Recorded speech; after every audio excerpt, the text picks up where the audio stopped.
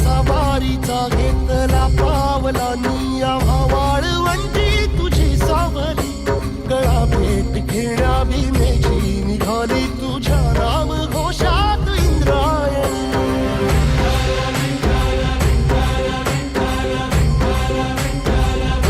भिडे आसमंती ध्वजा वैष्णवांची उभी पंढरी आज नानावली तुझे नाव ओठी तुझे रूप ध्यानी जीवाला तुझी आस गा लागली जरी बाप साऱ्या जगाचा परी तू आमालेकरांची विठू माऊली